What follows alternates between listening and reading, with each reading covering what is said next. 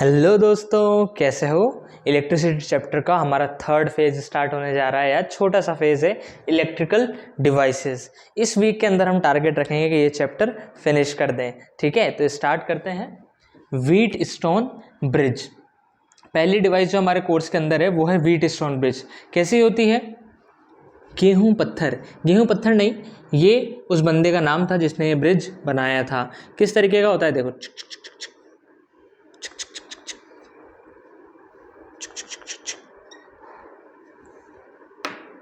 और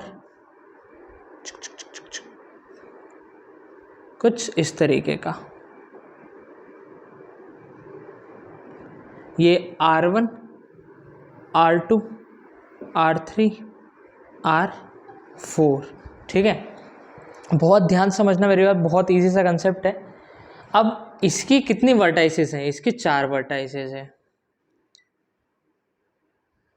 कोई सी भी दो वर्टाइसेस के बीच में हम बैटरी कनेक्ट करेंगे, कोई सी भी दो अपोजिट वर्टाइसेस के बीच में, इन दोनों के बीच में या इन दोनों के बीच में हमने क्या कनेक्ट की? बैटरी कनेक्ट की।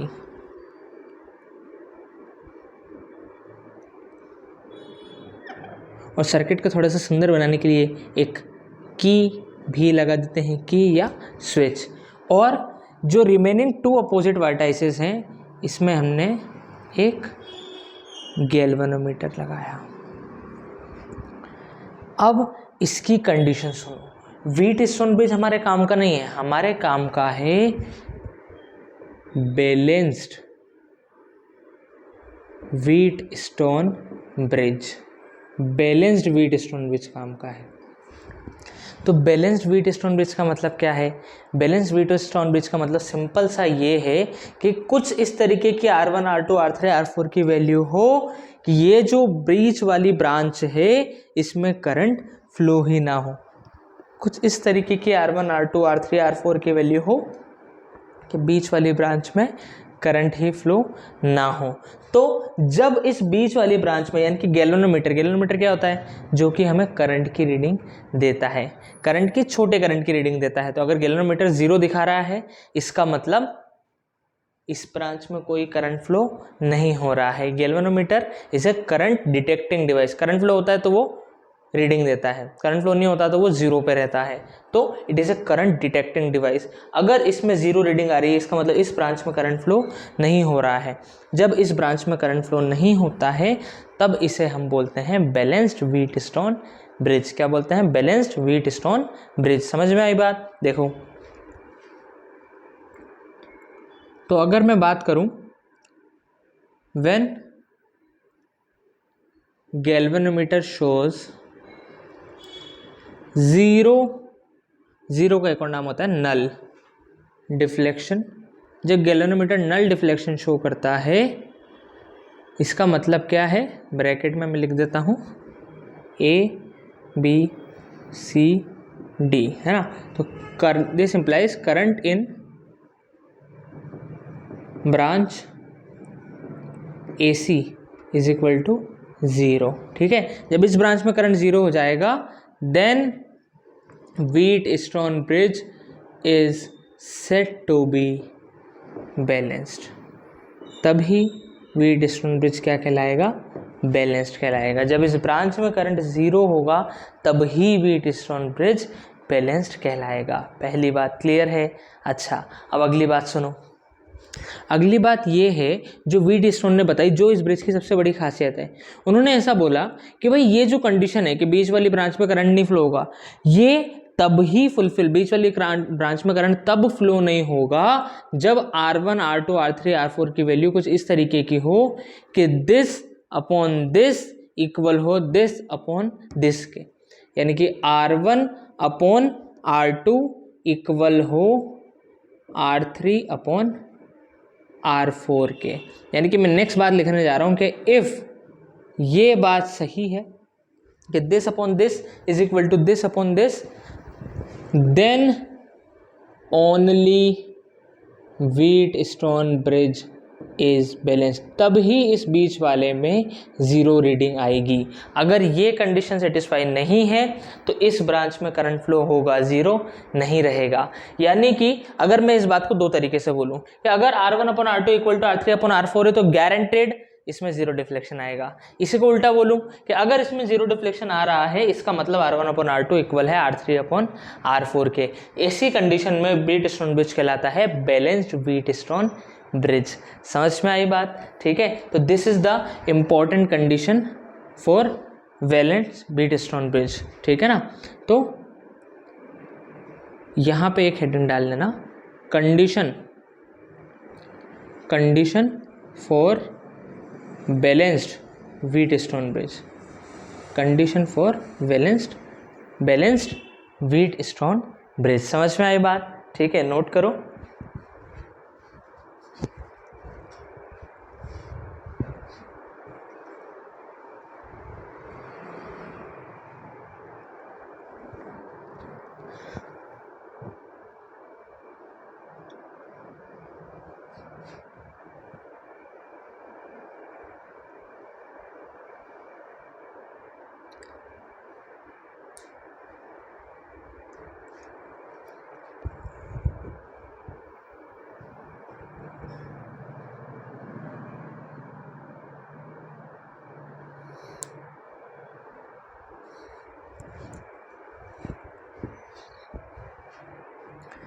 हो गया? अच्छा, अब देखो,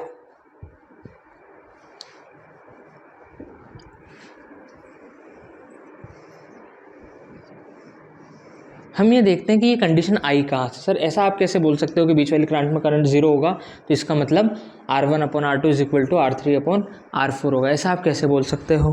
मैं बोल सकता हूँ, सिंपल सा इसका डेरिवेशन है। बस एक बात ध्यान रखना कि ये अपने काम का नहीं है। Nobody is going to ask you the derivation of Wheatstone bridge, but still हमारा कंसेप्ट क्लियर करने के लिए हम समझते हैं। तो देखो, इस ब्रांच में करंट जीरो है। करंट कितना है? जीरो। इसका मतलब क्या मैं बोल सकता हूँ कि सर इस पॉइंट का पोटेंशियल और इस पॉइंट का पोटेंशियल सेम रहेगा, हाँ या ना? जब करंट ज़ीरो है तभी तो इसका पोटेंशियल V मैंने मान लिया, तो इसका भी कितना हो जाएगा? V हो जाएगा, हाँ या ना? अब देखो मैंने क्या किया, यहाँ से सर्किट में करंट फ्लो कराया, I आया, तो यहाँ से थोड़ा इधर गया थोड़ा इधर, तो मैंने इधर मान लिया I1, इधर मान लिया I2, और मैं अज्यूम कर रहा हूँ let galvanometer shows null deflection, मतलब इस ब्रांच में करंट कितना है? ज़ीरो है। ठीक है, तो ये I1 इधर गया, इधर तो कुछ जा ही नहीं रहा है, इधर करंट कितना है? I is equal to zero. तो I1 इधर गया तो सारा का सारा I1 किधर आएगा? इस तरफ। ऐसे I2 इधर गया तो सारा का सारा I2 किधर आएगा? इस तरफ, हाँ या ना? और यहाँ से वापस से I अपना आ जाएगा, I निकला था तो I वापस आ जाएगा। अब समझो, इस R1 के अक्रॉस पोटेंशियल डिफरेंस कितना आएगा? R1 के अक्रॉस पोटेंशियल डिफरेंस कितना आया?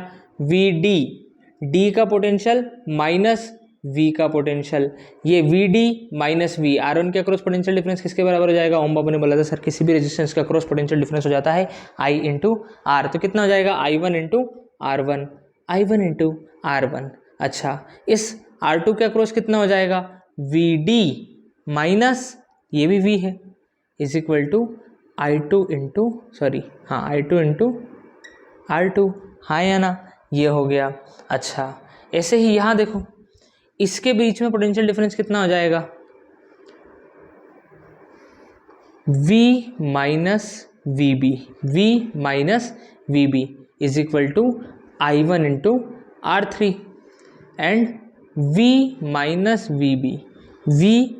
VB किसके इक्वल हो जाएगा? I2 इंटू R4 के, हाँ या ना? तो यहाँ से मुझे एक बात समझ में आ रही है कि यार ये भी VD माइनस V, ये भी VD माइनस V, इसका मतलब ये दोनों इक्वल होंगे। तो मैं बोल सकता हूँ I1 R1 is equal to I2 R2। ये पार्ट विजिबल है क्या तुम्हें? हाँ, I1 R1 is equal to I2 R2। वैसे यहाँ से मैं बोल सकता हूँ कि I1 R3 is equal to I2 R4, I1 R3 is equal to I2 R4, I1 R3 is equal to I2 R4। यहाँ भी, यहाँ जितना पोटेंशियल डिफरेंस आ रहा है उतना ही यहाँ आएगा क्योंकि इन दोनों पॉइंट का पोटेंशियल सेम है, हाँ या ना? अब इन दोनों इक्वेशन को इसे मैं बोलता हूँ 1, इसे मैं बोलता हूँ 2, तो 1 को मैं 2 से डिवाइड कर देता हूँ। तो देखो I1 iron upon I1 R3 equal होगा I2 R2 upon I2 R4।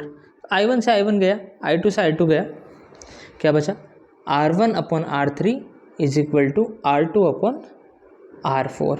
तो हम इसे ऐसे भी बोल सकते हैं, देखो this upon this equal to this upon this, या फिर देखो R2 को इधर ले आओ, R3 को उधर ले जाओ, तो R1 upon R2 is equal to R3 upon R4। तो जब भी गैल्वेनोमीटर बैलेंस्ड होगा ये बात सत्य होगी कि this upon this is equal to this upon this, या फिर this upon this is equal to this upon this. आमने सामने नहीं लेना है, आजू बाजू। R1 upon R2 is equal to R3 upon R4, R1 upon R3 is equal to R2 upon R4, कैसे भी ले सकते हो। एक याद रख लो भले, R1 upon R2 is equal to R3 upon R4, this upon this is equal to this upon this. समझ में आया? अच्छा, इसमें एक वेरिएशन कभी कभी ये भी हो जाता है कि वो बीच में गैल्वेनोमीटर देने की बजाय क्या दे देते हैं, रेजिस्टेंस भी दे देते हैं। क्या दे देते हैं? रेजिस्टेंस। तो कोई फर्क नहीं पड़ेगा, अगर R1 upon R2 is equal to R3 upon R4 है तो इस ब्रांच में कोई करंट फ्लो होगा ही नहीं। इस ब्रांच में कोई करंट फ्लो नहीं होगा तो इसे हम क्या मानेंगे कि ये है ही नहीं। समझ में आई बात? अच्छा, ये हो गया, और चलो नोट करो फिर आगे बात करेंगे हम। इतना नोट कर लो फिर हम आगे बात करेंगे।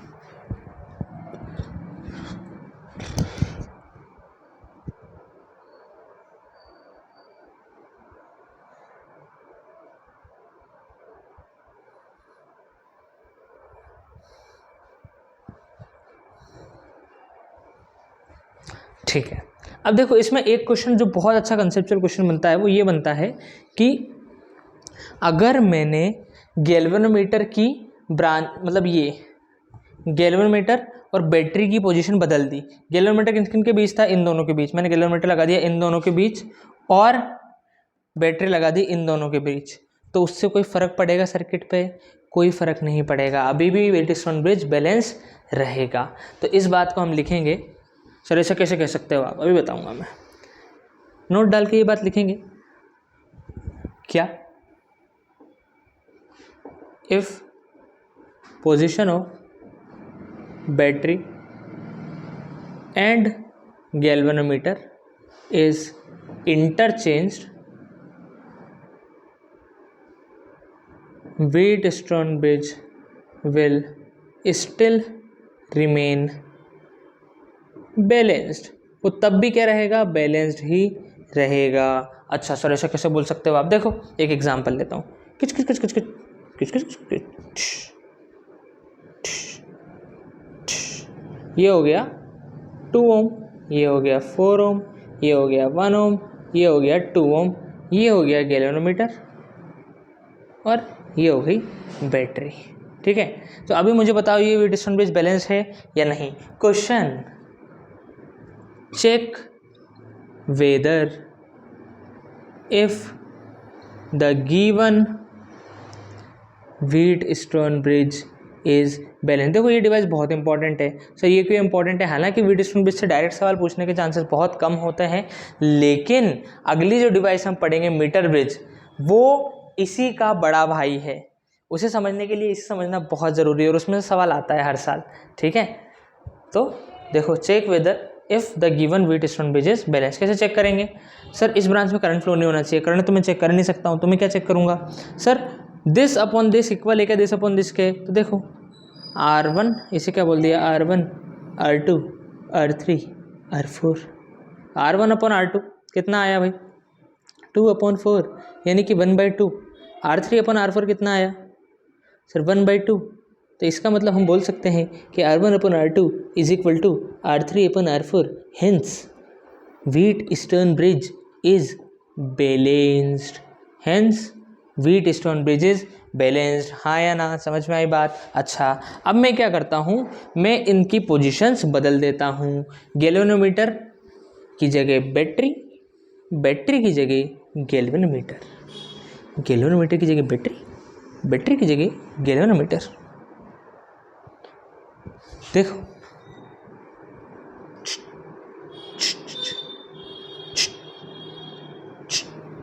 ये हो गया 2 ओम, ये हो गया 1 ओम, 4 ओम, 2 ओम।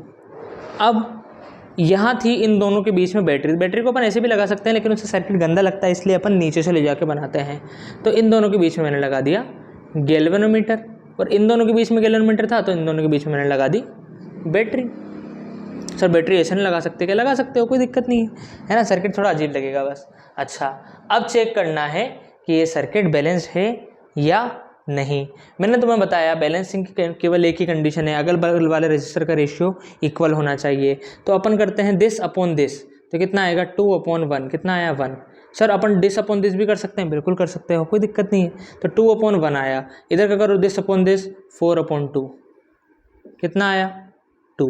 तो ये दोनों तो इक्वल है, इसका मतलब व्हीटस्टोन ब्रिज अभी भी बैलेंस्ड है, हाँ या ना। तो क्या ये बात समझ में आई कि अगर हम बैटरी और गैल्वेनोमीटर की पोजीशन इंटरचेंज भी कर देंगे तो भी व्हीटस्टोन ब्रिज बैलेंस्ड ही रहेगा। समझ में आया? ठीक है, नोट करो। फिर एक क्वेश्चन करेंगे हम।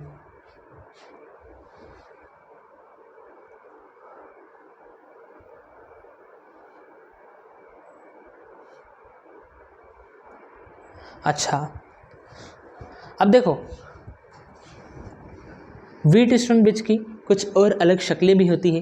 कभी कभी थोड़ा छुपा के व्हीटस्टोन ब्रिज देते हैं, तो हमें देखना होता है कि अच्छा ये भी व्हीटस्टोन ब्रिज है, ये भी व्हीटस्टोन ब्रिज है। तो वो क्या क्या शक्लें होती हैं, आओ जाने। Some different forms of Wheatstone bridge, some different form of Wheatstone bridge. तो पहली से तो हम सभी भली भांति वाकिफ़ हैं। यहाँ लग गया galvanometer, R1, R2, R3, R4, और यहाँ लग गई बैटरी। अब दूसरी फॉर्म देखो,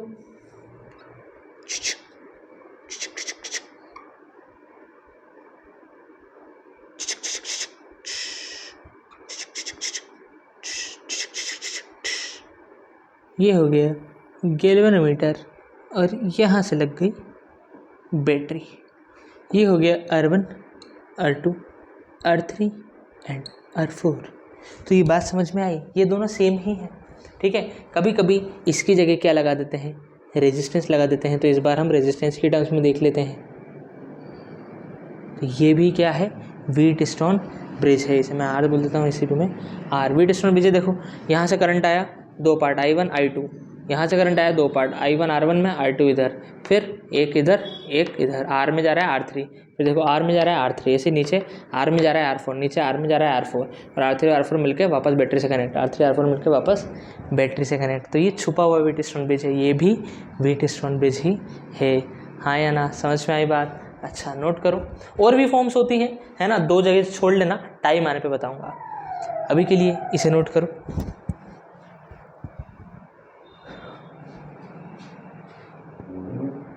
हो गया। एक क्वेश्चन करते हैं Wheatstone bridge.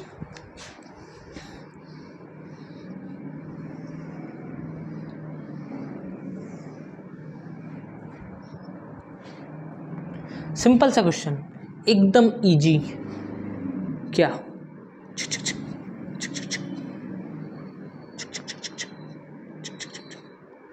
R1, R2, R3, sorry R1, R2, R3, R4, ये हो गया गैल्वेनोमीटर और ये हो गई बैटरी। आपको दे रखा है R1 5 ओम, R2 दे रखा है 7 ओम, R2 दे रखा है 7 ओम, और R3 दे रखा है 15 ओम। तो आपको R4 निकालना है। Option A 7 ohm, option B 21 ohm, option C 15 ohm, option D 5 ohm. चलो करो और बताओ जल्दी से, बिल्कुल बुद्धि का अपमान वाला क्वेश्चन है ये। R4 if Wheatstone bridge is balanced. अगर ये जो व्हीटस्टोन ब्रिज आपको दे रखा है ये बैलेंस्ड है तो R4 निकालो। सर बैलेंस्ड है इसका मतलब मैं बोल सकता हूँ this upon this is equal to this upon this, तो R1 upon R2 is equal to R3 upon R4। ये फॉर्मूला मत याद रखना, ये याद रखना this upon this is equal to this upon this. तो R1 कितना है 5, R2 कितना है 7, ये कितना है 15, ये हमें निकालना है। तो R4 इधर गया 15, 7 मल्टीप्लाई में 5 डिवाइड में 5 3 जा 15, 7 3 जा 21 ओम, यानी कि B will be the answer. समझ में आई बात? ठीक है, नोट कर लो।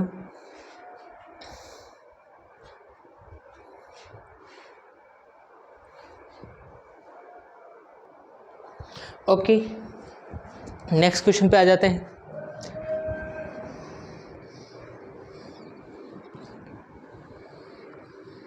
देखो